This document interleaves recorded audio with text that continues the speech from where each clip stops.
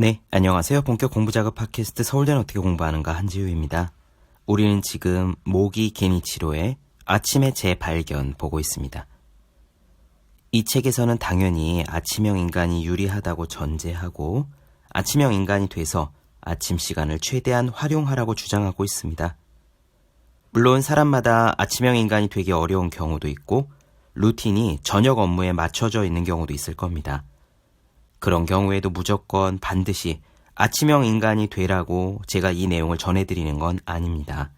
다만 어느 쪽이 자신에게 맞는지 잘 모르는 경우 혹은 아침형 인간이 좀 되어보고 싶은데 왠지 실천이 잘 안 되는 경우에는 도움이 되실 수 있을 듯하여 나눠드리고 있어요.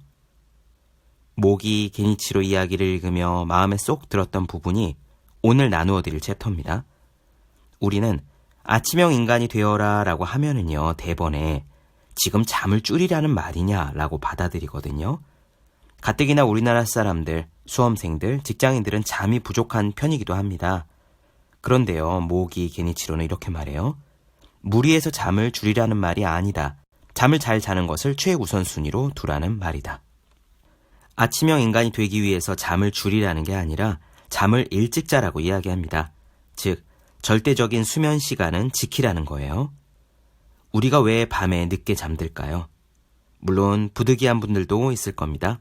육아를 할 수도 있고 야간 근무, 마감이 급한 분들, 혹은 퇴근 후에 학원을 가느라 어쩔 수 없이 늦게까지 스케줄이 있는 분도 있습니다. 그런데 사실은요, 이런 경우도 있어요. 잠들기 아까워서 더 노는 거예요. 게임을 하거나 넷플릭스를 보거나 골프 채널을 시청합니다. 내일 아침에 일어나면 일을 해야 하니까 밤에 최대한 놀다가 졸리면 자는 거죠. 이런 식으로 하시는 분들은 아침형 인간이 불가능한 것이 아니라 아침형 인간을 선택하지 않는 것 뿐입니다. 그리고 놀거리와 수면 중에서 놀거리를 더 중요하게 생각하는 거예요. 모기 게니치로는 단언합니다. 잘 자는 것을 최우선순위로 두라고요. 노는 것, 취미, 해야 할 일, 독서 등등은 잘 자는 것 다음이에요. 그리고 잘 자는 것에는 당연히 일찍 자고 일찍 일어나는 것도 포함되어 있습니다. 오늘 이야기 직접 들어보시죠. 시작하겠습니다.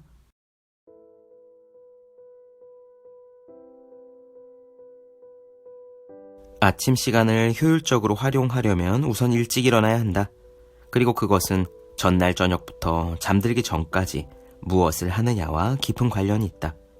많은 사람들, 특히 직장인들이 아침에 일찍 일어나는 것을 힘들어한다. 그들이 아침형 인간이 되기 힘든 이유는 간단하다. 잠자리에 늦게 들기 때문이다. 성공을 거둔 유명한 창업자, 현재 현장 일선에서 활약 중인 기업가들은 모두 입을 모아서 일찍 일어나는 게 성공의 첫걸음이라고들 말한다. 일본을 대표하는 문예평론가 고바야시 히데요 역시 아침형 인간이었다. 그는 이른 아침부터 부지런히 원고를 썼고 오전 중에 거의 모든 일을 마쳤다.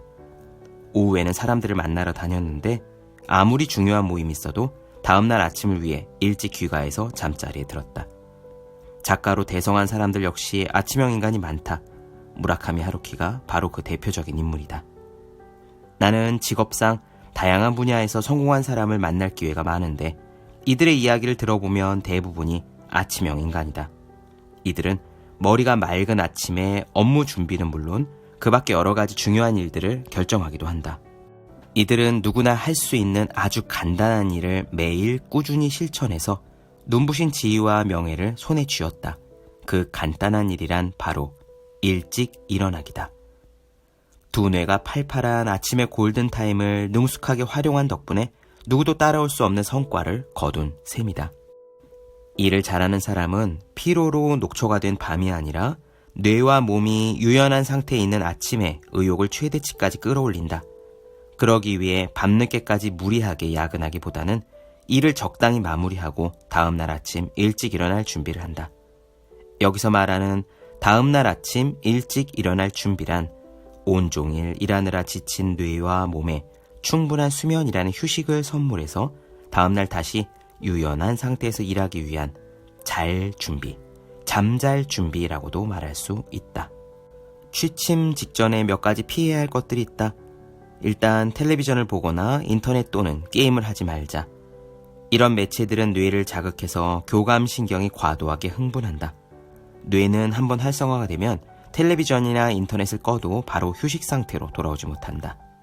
마찬가지로 스마트폰으로 영상을 보거나 메시지를 주고받는 것도 최대한 삼가는 편이 좋다.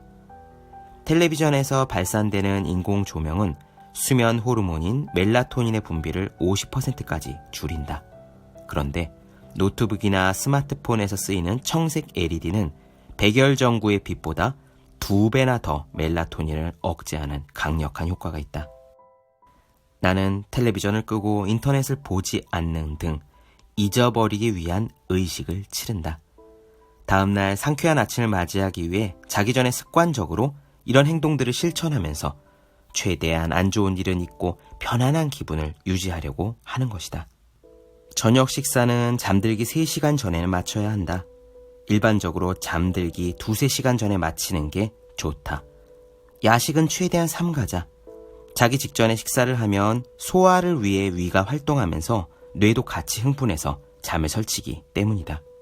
수분 보충이 필요할 때는 차나 커피가 아니라 물 한 잔 정도가 좋다. 물을 마시면 건강에도 도움이 될 뿐만 아니라 기분 좋게 푹 잠들 수 있다. 조금 스트레스가 쌓인 날이라면 따뜻하게 데운 우유 한 잔이 도움이 된다. 우유가 멜라토닌의 분비를 활발하게 해서 다음날 아침에 개운하게 일어날 수도 있다.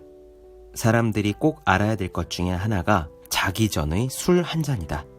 사실 이런 음주는 숙면을 방해하는 최대의 적이다.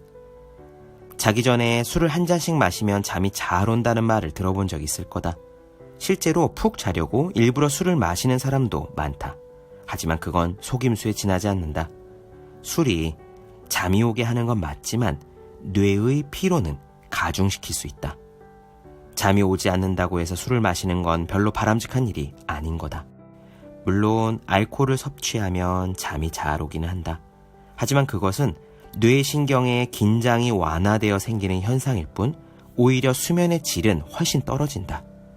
자기 전에 매일같이 술을 마시면 수면 촉진 효과가 낮아져서 이전과 같은 효과를 얻기 위해 점점 더 많은 양의 알코올을 찾게 될 위험도 있다. 즉, 알코올 의존증에 걸릴 위험이 크다는 이야기다. 만취한 상태로 잠에 들면 깊은 잠에 빠진 듯한 기분이 들 수는 있는데 이것은 알코올 때문에 몸이 일시적으로 마비가 되어서 느끼는 기분일 뿐 실제로는 얕은 잠을 자는 상태다. 뇌와 몸에 쌓인 피로는 당연히 풀리지 않는다. 우리가 술을 마시고 나면 6시간쯤 지나서 알코올이 분해되기 시작한다. 이때 분해되는 알코올에서 각성작용이 함께 나타난다.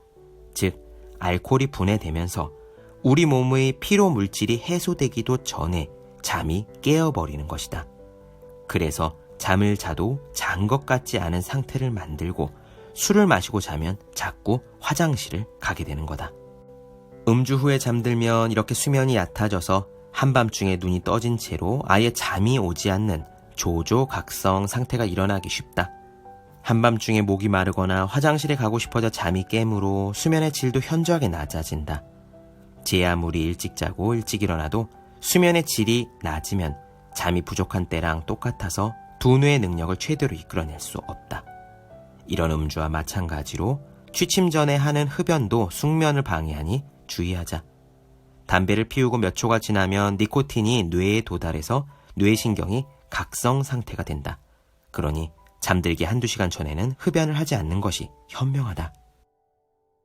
아침형 인간이 되고 싶은 마음은 있는데 실천이 안 된다면 자신이 밤 시간을 어떻게 보내는지 객관적으로 한번 되돌아보자. 충분한 수면 시간을 갖지 못하는 이유를 찾다 보면 자기 전에 해야 할 일과 하지 않아도 될 일을 명확하게 구분할 수 있다. 그것들을 잘 정리하고 우선순위를 매긴다면 수면 시간을 조금 더 늘릴 수 있을 것이다. 충분한 수면 시간을 확보하는 게 1순위고 일이나 취미생활은 그 다음이다. 즉, 중요도가 낮은 일을 뒤로 미뤄서 잠자는 시간을 확보해야 한다. 마감 시간이 정해져 있어서 오늘 밤에 끝내지 않으면 절대 안 되는 그런 업무야 어쩔 수 없지만 취미생활이나 단순히 즐기기 위해 하는 일 하나 둘쯤은 뒤로 미뤄도 크게 문제될 것은 없다. 그래도 너무 하고 싶다면 밤에 하는 게 아니라 바로 그런 일이야말로 아침에 일어난 다음에 바로 하는 것이 하나의 방법이다.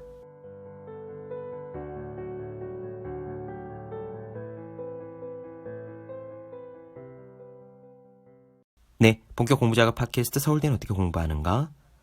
모기 게니치로 아침의 재발견 나누어드렸습니다.